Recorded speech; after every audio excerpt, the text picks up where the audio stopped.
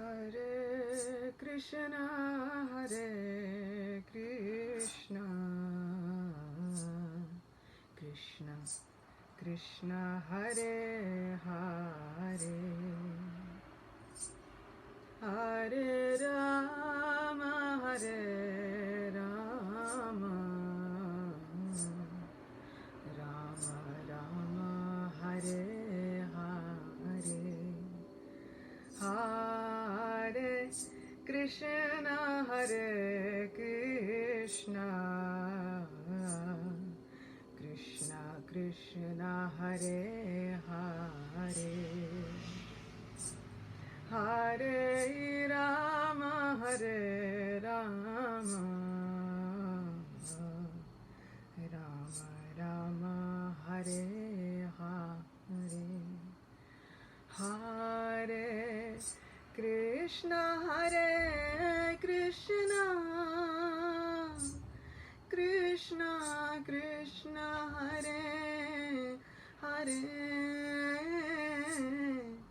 Hare Rama, Hare Rama, Rama Rama, Hare Hare,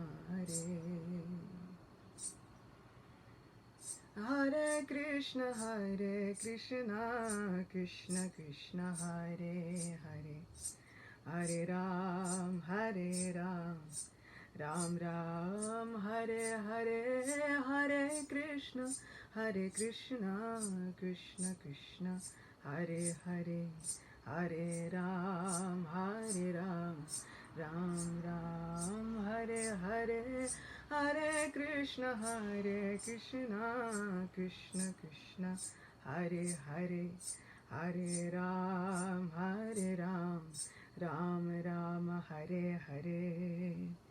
Shri Shri Radha Govinda Dev ki Jai, Srila Prabhupada ki Jai, Ananta Koti Vaishnava Vrinda ki Jai. Hare Krishna. Good to see you all. Thank you for being so patient. Thank you for bearing with me through the past week. I have missed all of you so much. I've missed my service to all of you so much. I've missed serving with all of you. So thank you. Thank you for being here again.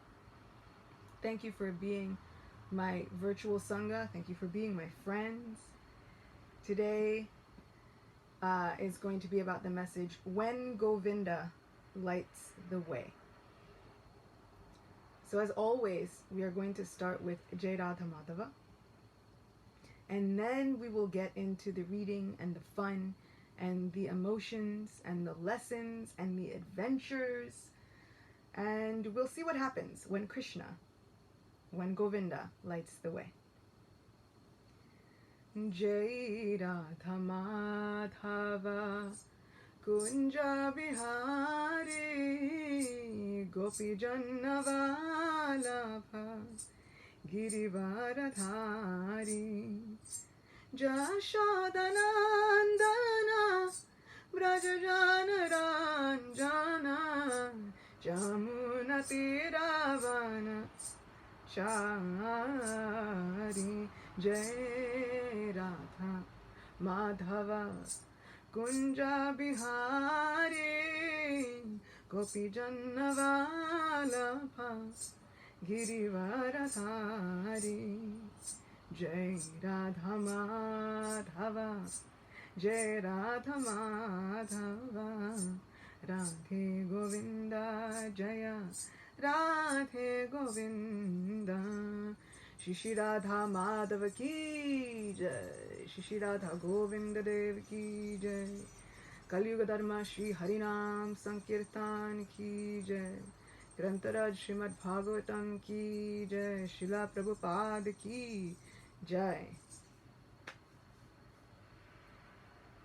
So, before we get into this adventure that we are going to embark on today with our best friend, we get to chant our magical incantation given to us over the ages, passed down through ancient mystics and practitioners of the magical love of God. So let us all chant together. Om Namo Bhagavate Vasudevaya. Om Namo Bhagavate Vasudevaya. Om Namo Bhagavate Vasudevaya. Bear with me if my voice gets a little bit scratchy and goes in and out. I'm still kind of recovering, but I couldn't be away anymore. I had to continue on with this service because I felt like it was too important. I felt like Govinda was calling me. So I was wondering and thinking about what adventure to go on with today. And over the past week, I kept thinking, first, I was feeling under the weather. And I thought, okay, I'll get back to it when things get better. And then as the week went on, it just seems like things kept happening and kept happening and kept happening, one after another. Different little obstacles, blockages would come up. And then issues with my friends would come up, and I would find myself praying for their lives, praying for their safety, praying for their welfare. And I would think, okay, maybe the right time to get back to reading is when everything dies down. But as the week continued on, I kind of realized that that is the mark of this material world. Things are never going to completely die down. So the best time to get back to our service to each other, the best time to come together and pray is always. The best time to grab hold of our service is always. It is always the best time. So I tried to gather up all of my strength, all of my love, all of my affection for all of you and run to this place, back to our safe haven that we spent such time creating and cultivating together. So thank you for being here with me. It is only possible because of all of you. Thank you for always sending your prayers. Thanks for sending your questions on the off days. Thank you for communicating with me. Thank you. So I wanted to begin with something that I wrote a while ago and I posted on Instagram. But it actually started as a bit of a journal entry. And I wanted to start today with that reading, with that meditation in mind.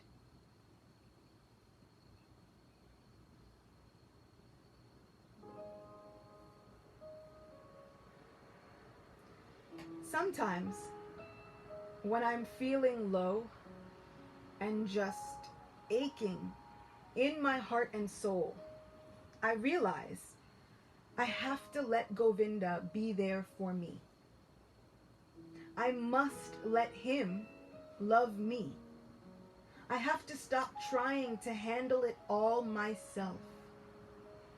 If I lost myself in puja, in japa, in seva, even in my writing every day, I wouldn't have time to feel so despondent. Sure, my mind would still try to grab me with its distractions, but I wouldn't be the one trying to rein it in. Govinda would. He would love me if I just let him. I was reflecting on how if someone wants to be with you, there is absolutely nothing in this whole creation that will ever stop them. They will try and fight, and they will do anything to be with you. That is the way Krishna is with us. I left my Govinda, and I put an entire material creation between us. I made that decision. I thought I would be better off. And then to make matters worse, I begged him not to interfere in my decision. I set up this situation just to forget him, but true to who he is, he fought and fought through lifetime after lifetime after lifetime, never giving up the fight, never giving up hope that one day I might remember and change my mind. And because I wouldn't speak to him, and because I wouldn't listen to him when he spoke to me, he cheated. He is such a cheater. He sent my Gurudev and the holy name. He figured out ways around, under, and through all of my barriers. He's so incredibly crooked. His love wound passageways around all of my thorns. He found a way until he could reach the core of my heart and grab me before I could put any more damaging distance between us. If someone wants to be with you, there is absolutely nothing that will stop them. And Govinda wants us. He wants our minds. He wants our souls. He wants our beauty. All of it. Govinda wants us. So he fights for us every single day. I am trying to remember that as I serve, as I chant, as I give myself to him. I am trying to remember to let him love me. I am trying to have faith in his love, trying to believe in his magic.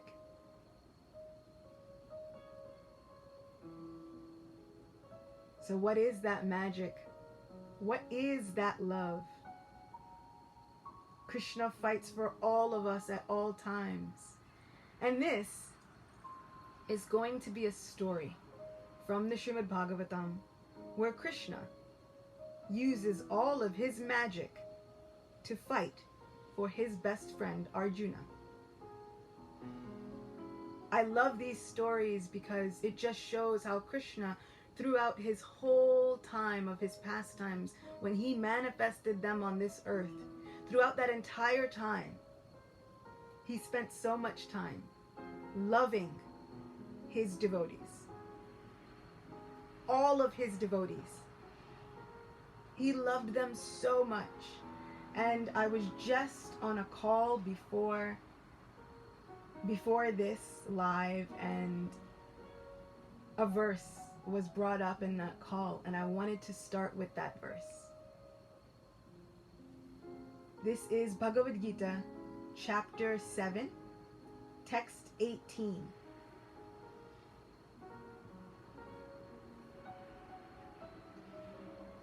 Udara sarva evete Jnani Twatmeva me matam Ashtita sahi yuktatma Mam evanu tamam gatim.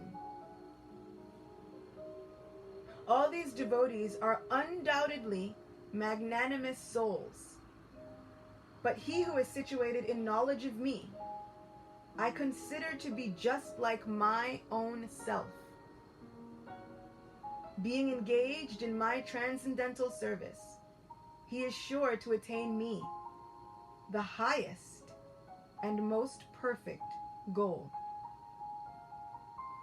Purport by Srila Prabhupada. It is not that devotees who are less complete in knowledge are not dear to the Lord. The Lord says that all are magnanimous, because anyone who comes to the Lord for any purpose is a Mahatma, or great soul. Just listen to the hope that Srila Prabhupada gives all of us in one sentence. It is not that devotees who are less complete in knowledge are not dear to the Lord. How many times have we heard about pure devotees, and then we say, oh, but that's pure devotees. What about me? What do I do? Here, it is not that devotees who are less complete in knowledge are not dear to the Lord. We are all dear. The Lord says that all all are magnanimous, because anyone who comes to the Lord for any purpose is called a Mahatma or great soul. Even if you come to be relieved from your distress, even if you come to the Lord thinking you want some material object, if you come for any reason before our Lord, our best friend, if you turn to him, you are a great soul. The devotees who want some benefit out of devotional service are accepted by the Lord because there is an exchange of devotion, an exchange of affection. So, even if we think we come for some benefit from our devotional service, even though we should not ask for any benefit, even if somehow we do, still, Krishna finds the affection there. And he says, I will reciprocate with that. Krishna will find the affection anywhere. Out of affection, they ask the Lord for some material benefit. And when they get it, they become so satisfied that they also advance in devotional service. But the devotee in full knowledge is considered to be very dear to the Lord because his only purpose is to serve the Supreme Lord with love and devotion. Such a devotee cannot live a second without contacting or serving the Supreme Lord. Similarly, the Supreme Lord is very fond of his devotee and cannot be separated from him. Similarly, the Supreme Lord is very fond of his devotee and cannot be separated from him. In Srimad Bhagavatam, Canto 9, Chapter 4, Text 68, the Lord says, the devotees are always in my heart, and I am always in the hearts of the devotees. The devotee does not know anything beyond me, and I also cannot forget the devotee. There is a very intimate relationship between me and the pure devotees. Pure devotees in full knowledge are never out of spiritual touch, and therefore they are very much dear to me. It is in this chapter of Srimad Bhagavatam that the Lord states pretty much that he cannot live without his devotees. My friend Leela Manjari said that she was talking to one of her children, and the child said, I know Krishna is in my heart, but what is in Krishna's heart? And Leela Manjari, she said, I think I know the answer, but I just want to ask you to be sure.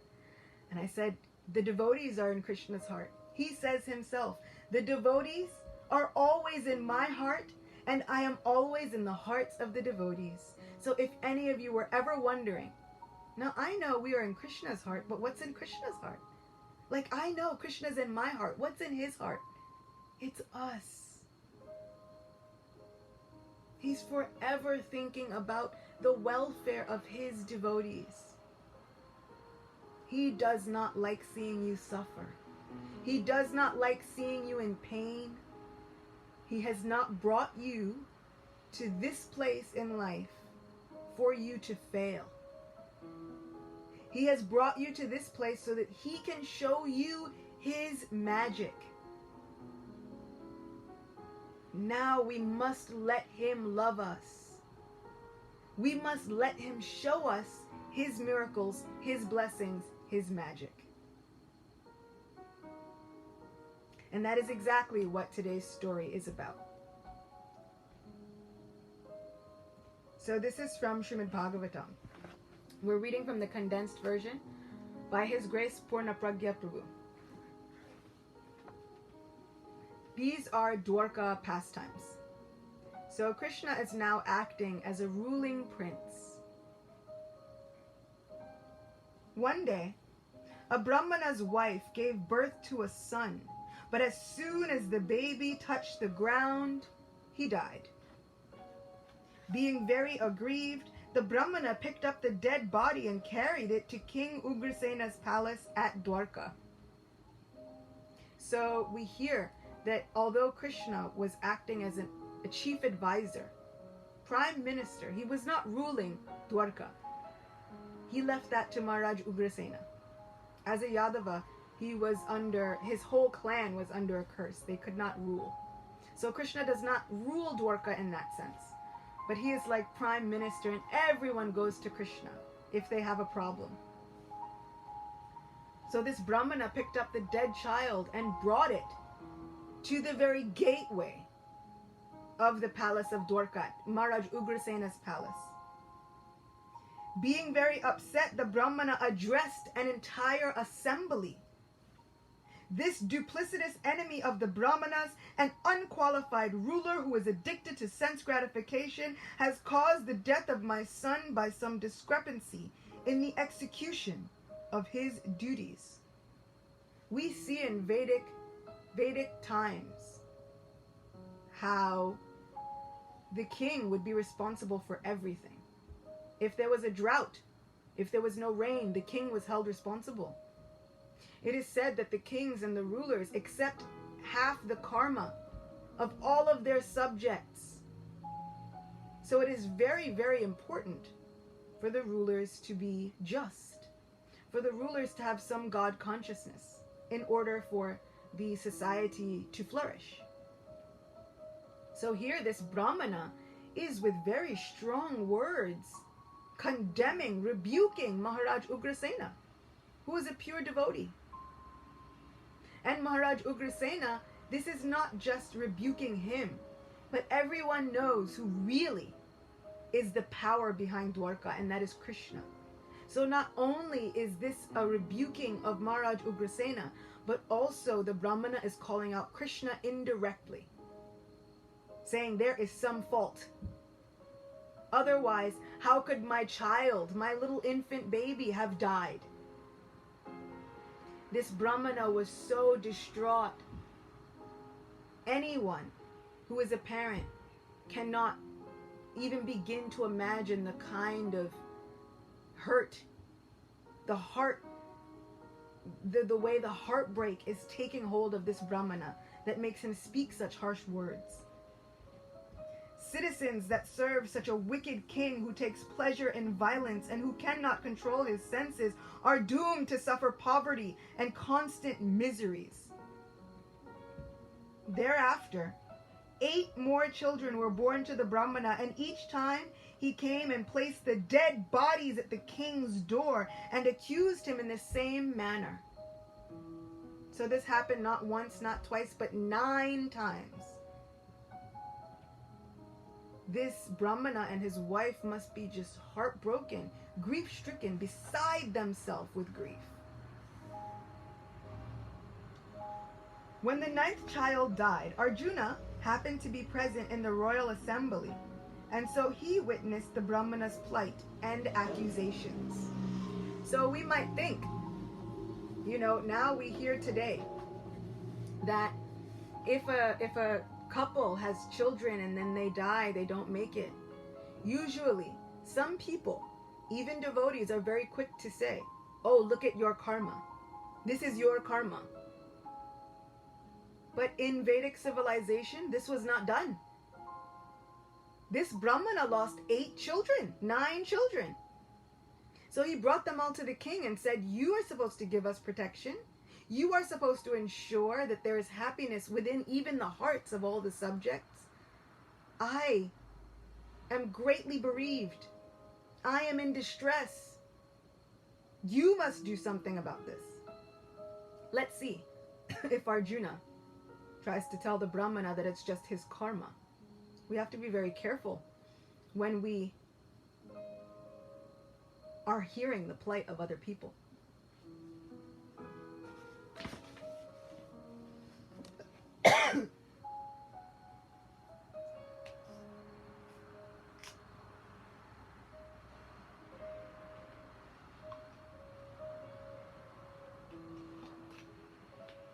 So Arjuna happened to be present at the time that the 9th child was brought to the assembly.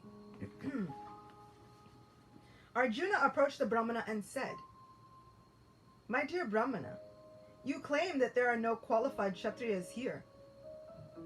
Is there not at least one person who can pretend to be a Kshatriya carrying a bow and arrows just to at least make a show of giving protection?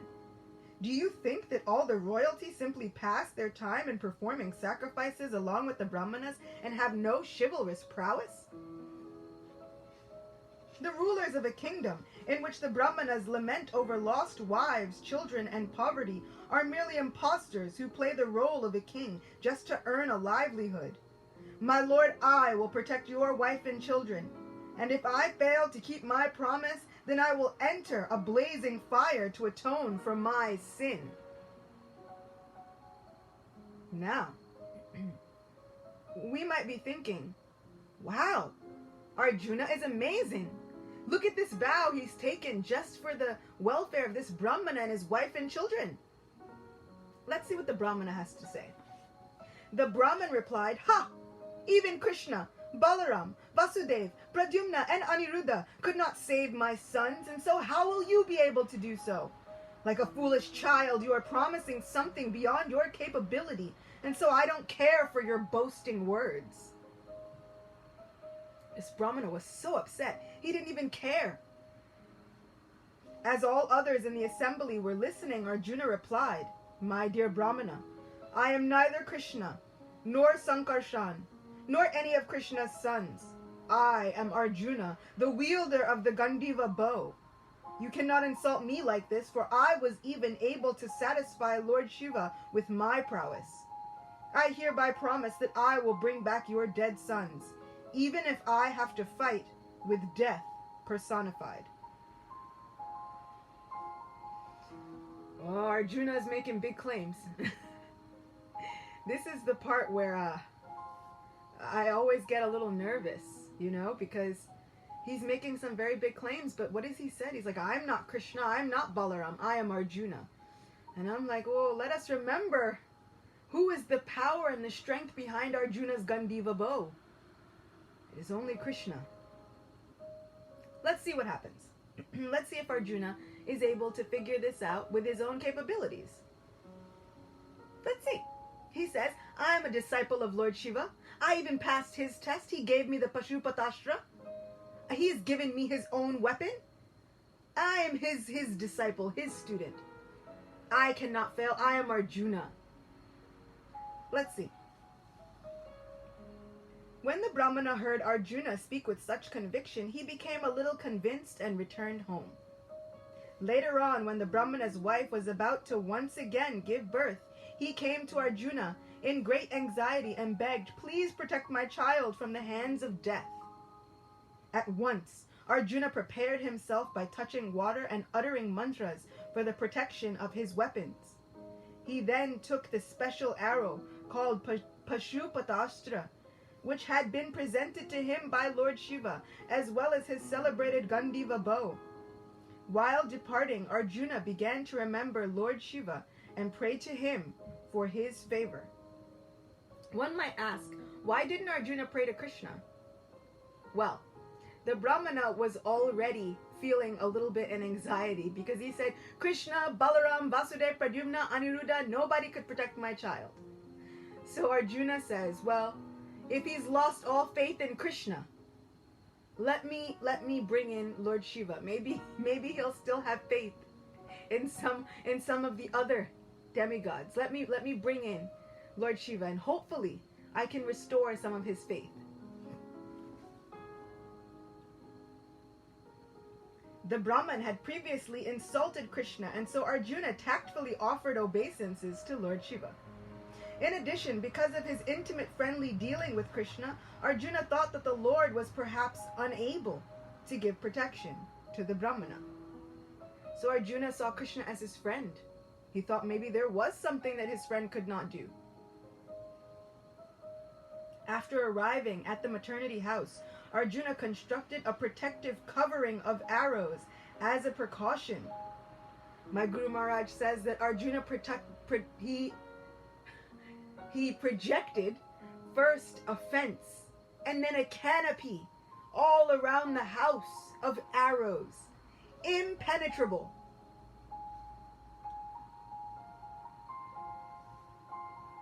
However, when the Brahmana's wife gave birth and the child began to cry, which did not happen before, now the child is crying, so we're thinking this is a good omen.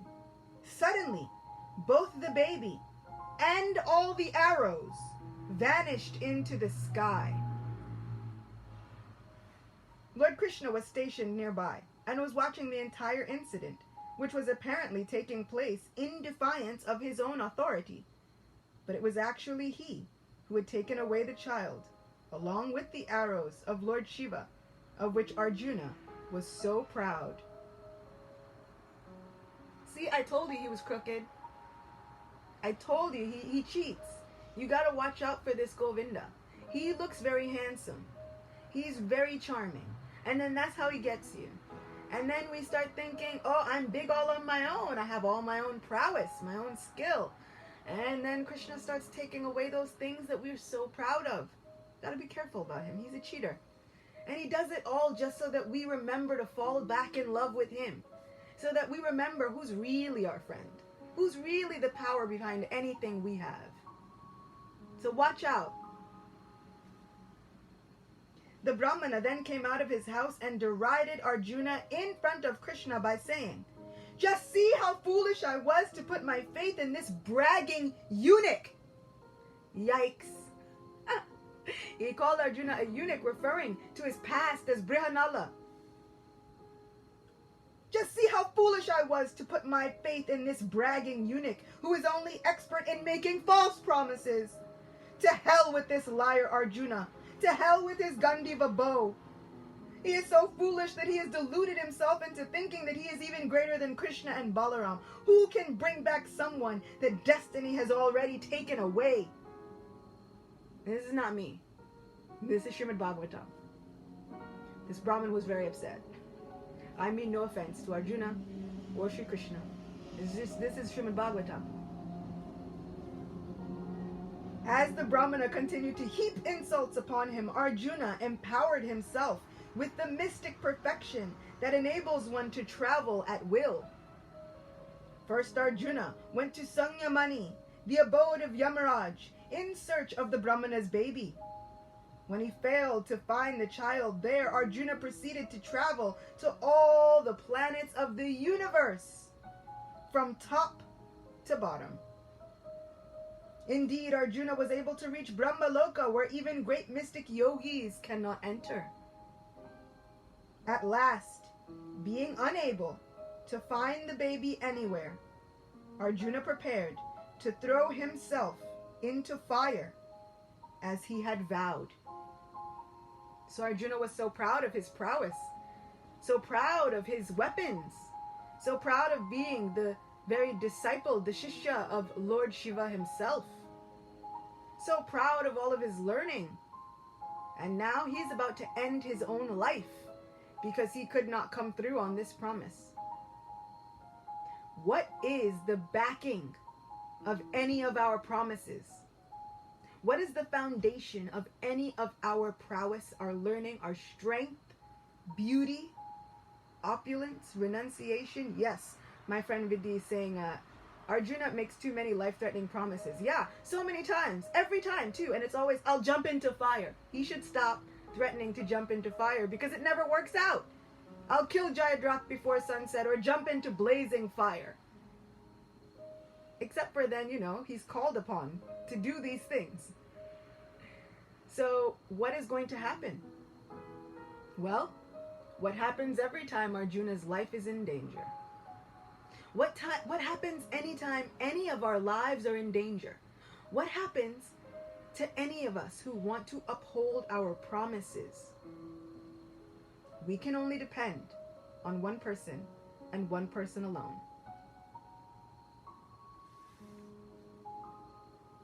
Just at that moment, Krishna appeared there and dissuaded Arjuna by saying, "Come with me, and I will show you the Brahman's sons." Then these same persons that are now criticizing us will once again establish our spotless fame. I love that line. Govinda does not just say, oh Arjuna, this is your problem. He says, then these same persons who are criticizing us will once again establish our spotless fame. Let us remember, we are not in anything alone. We are not in this life alone. If we are going through obstacles, we are not in them alone. It is our problem, us and Krishna. It is our devotional service, us and Krishna. They are our promises, our reputation. If we get criticized, it is our criticism. Krishna will accept it. He says he will go through it with us. Both of us against the world. He is our ride or die. He is our companion at all times, in every and all circumstances. So please know we are never alone. And if you are going through a rough time, write this part down. Remember just this one line. Come with me. Then these same persons that are now criticizing us will once again establish our spotless fame. Just go with Govinda. Give it to Govinda. Go with Govinda. Let him show us the magic. Lord Krishna called for his transcendental chariot, and along with Arjuna he departed.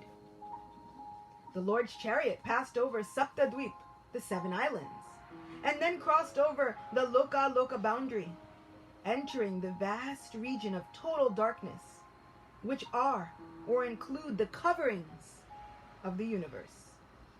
In the dense darkness, the Lord's horses appeared to hesitate. They were scared. I will post that line. I will post it right after. They were scared. What happens when we are in the midst of darkness? We have to remember who is driving our chariot. Who are we in the company of? We are with Govinda. So Krishna's very own horses felt afraid, entering the great darkness that permeates the coverings of this universe. So Lord Krishna sent his Sudarshan Chakra in front of the chariot to guide the way with its blazing effulgence, which was brighter than 1,000 suns. This is what happens when Govinda lights the way. He creates miracles. When he drives the chariot of our lives, he will illuminate our path so that we can see everything before us. We will come into those times in our lives when we may not be able to see what is ahead, where we cannot fathom where we are being brought or led. We are like those horses. Oh Krishna, I cannot see what's in front of me. I am afraid. I cannot see where life is taking me. You help me. Illuminate the way with your Sudarshan Chakra, your mercy, your Shakti, your potency. You can illuminate the way. And I promise you, Krishna will. Every single time. He will. After crossing the universal coverings, Krishna and Arjuna entered the Brahma Jyoti, which is the destination of the impersonalists. Being unable to tolerate the glaring effulgence of the Brahma Jyoti, Arjuna had to close his eyes. From the Brahma Jyoti, Krishna and Arjuna entered a vast spiritual body of water called Viraja, or the causal ocean, which is the origin of the creation of this material world. As they entered the water, it appeared as if there was a strong hurricane of transcendental effulgence brewing, and thus the water appeared greatly agitated. Now they're still on a chariot, entering into this great ocean, and now they're being tossed on waves. Within the water, they came to a wonderful palace, having thousands of pillars made of valuable gems, and which was far grander than anything that Arjuna had previously seen. In that palace, Krishna and Arjuna saw Lord Anantadev in the form of a gigantic serpent having thousands of hoods, each decorated with valuable jewels. His body was as white as snow, and his neck and tongues were bluish. On the body of Ananta lay Lord Mahavishnu, who appeared to be all-powerful and all-pervading. Just imagine, Arjuna had one problem. Krishna brought him to the ends of the earth just to solve his problem.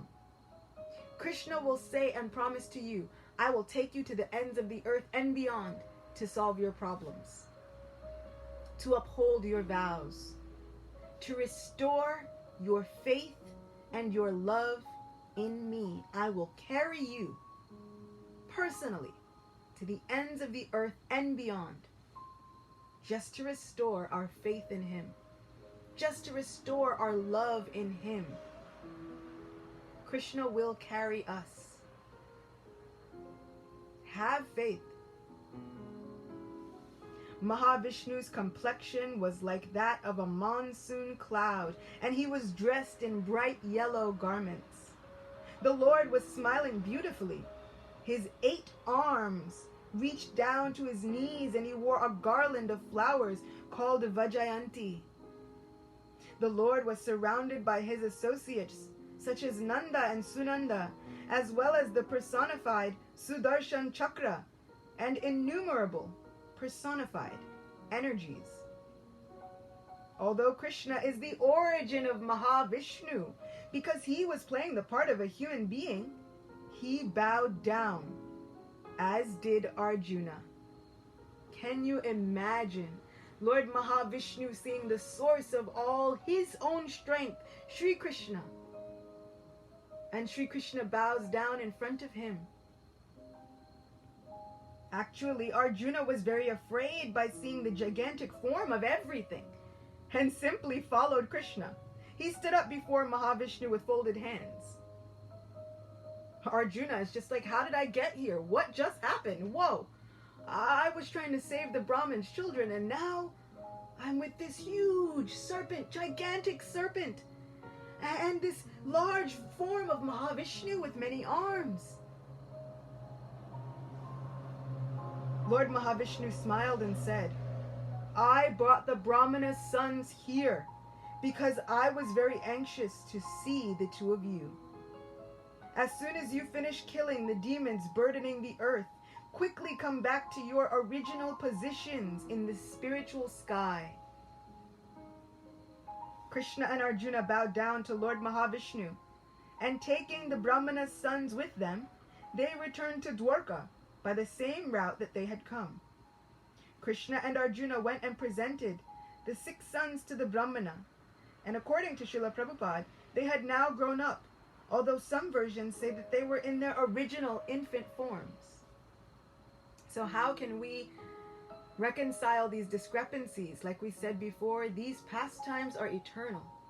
As they happen again and again and again, sometimes the details are a little different. Sometimes the sons have grown up, and sometimes the sons are in their original infant forms. Arjuna was certainly astounded after seeing the abode of Lord Mahavishnu in the spiritual sky. He concluded that whatever opulence is observed in this world is simply a manifestation of Lord Krishna's mercy.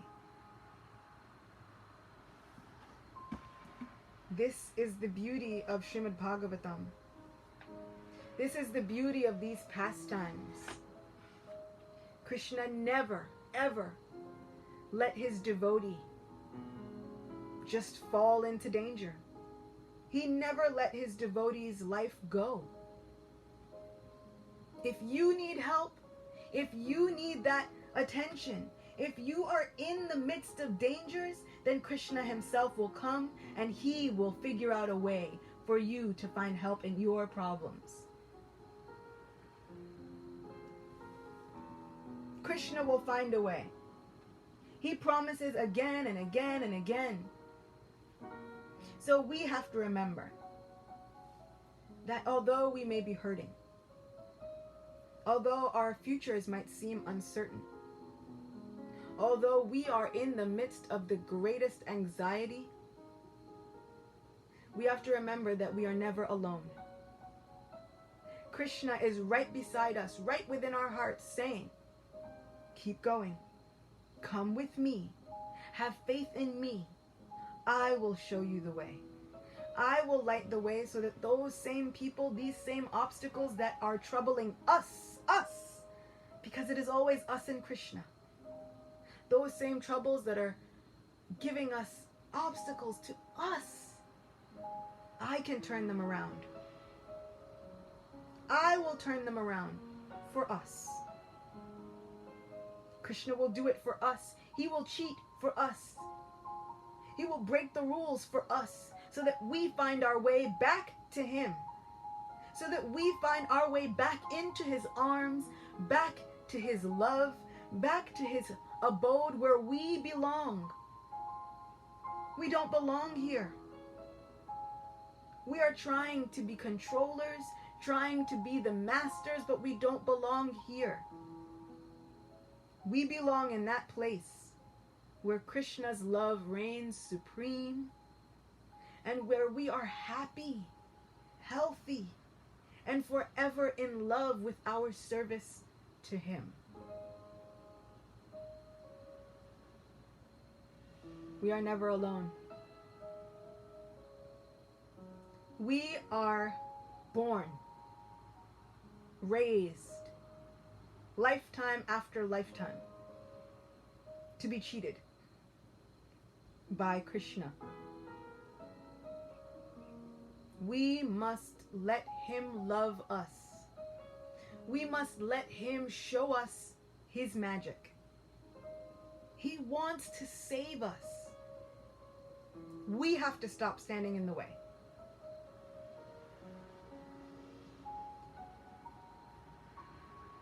I have to allow myself to be transformed by Krishna's mercy, by his power, by his love. I have to know I am meant to be a part of Krishna's family. Allow Krishna to give your life the ultimate purpose. We are meant to be part of Krishna's pastimes. Please know that Govinda is using you, moving our arms, our hands, our legs, our bodies. He is moving everything about us. He is manifesting his miracles and his magic through us. Govinda is moving us, and now we have to allow him to work through us in order to move forward. I want to be transformed. I want to let all that resistance fade away. All the times I resist being moved by Govinda, I want to let that fade away. Arjuna thought he could save those children on his own merit. Krishna took everything away. But he took everything away so that he could take Arjuna on the adventure of a lifetime, showed him the workings of the universe, and saved his life. He will do the same for us. We must let him. So my prayer is, let me be transformed by Govinda's grace. Let me be made new by Govinda's mercy. Let me be healed by Govinda's love. And let me be enthused by Govinda's potency. I will speak his glories. I will live in his miracles. I will serve in his house. My happiness is in his service. My willpower is in his service. My love is found in his service. I live in his name and in his name alone. I am his, He is mine, and that is all there is to be known. In this entire universe, there is only one truth. We belong to Govinda. And in belonging to him, he belongs to us. That is truth. That is our identity. Those are our goals. That is the crux of our life. That is our mission. That is our purpose. That is our superpower and our gift. We belong to Govinda, and Govinda belongs to us. And because he is unlimited, he can empower each one of us individually and unlimitedly. We just have to have that willingness to serve, to find our happiness, our belonging, our purpose, and our sense of self within that service to Govinda. We are servants of Govinda and servants of the servants of Govinda. That is our claim to fame.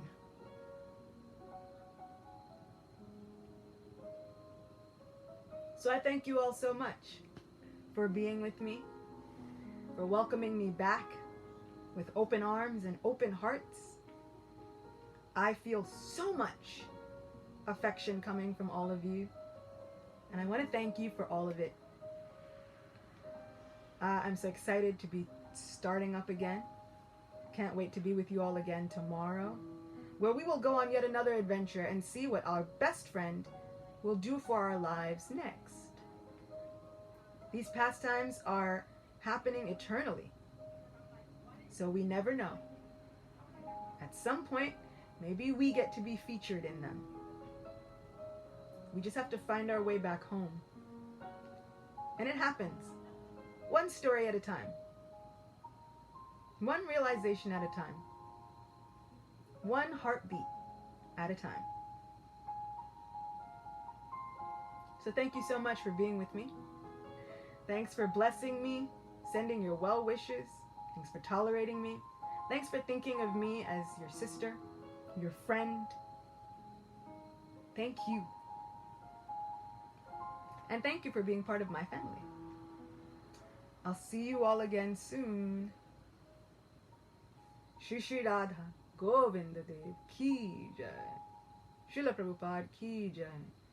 Ananta Koti Vaishnava Vrinda Ki Jai. All glories to us being together again. And may it continue on and on and on for as long as there are pastimes to recite. We all know Krishna's pastimes are unlimited. May these sanghas never end. I'm praying for each one of you. Please keep me in your prayers. We'll see each other again soon. Until then, I am wishing you all manifestations of Govinda's magic in your lives, in your day, every moment, every breath. Here's hoping that you feel his magic. See you soon.